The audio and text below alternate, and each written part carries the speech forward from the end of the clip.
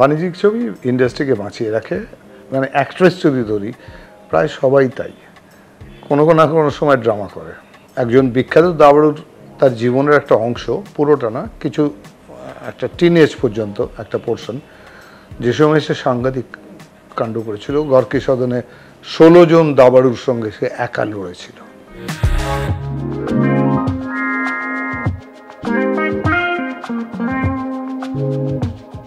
আমাদের তৃণমূলের অপোজিটে আছেন উনি, আমাদের হারাতে চান।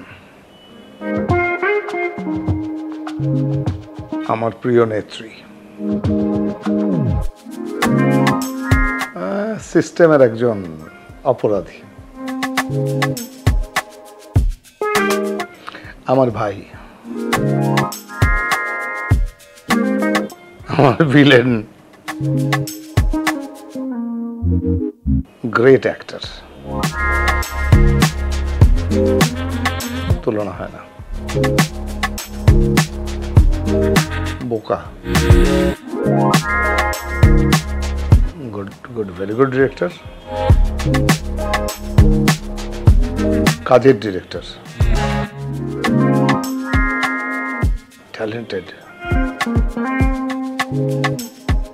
দাবাতে আমি খুব একটা দক্ষ নই, কিন্তু দাবাড়ু ছবিটা আমি করেছি আর আমার খুবই ভালো লেগেছে। দাবাড়ুদের আমার কাছে এক ধরনের জিনিয়াস মনে হয়।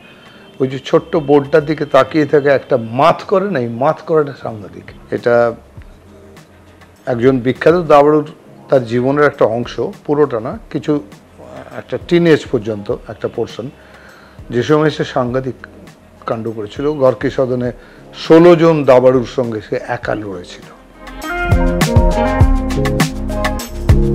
আমার জীবন, বাংলা বাণিজ্যিক ছবি ছাড়া বাঁচবে না, কোনো ইন্ডাস্ট্রি বাঁচবে না, সেটা হিন্দি হোক, তামিল হোক, তেলেগু হোক, বাংলা হোক। বাণিজ্যিক ছবি ইন্ডাস্ট্রিকে বাঁচিয়ে রাখে। যদি সিরিয়াল না থাকতো তাহলে হয়তো মারা যেত। সিরিয়াল আছে বলে ধুঁকছে সবাই।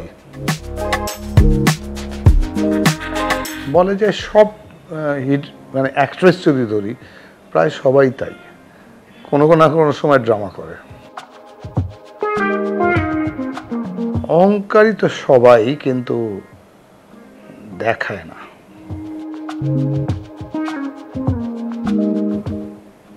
নেই,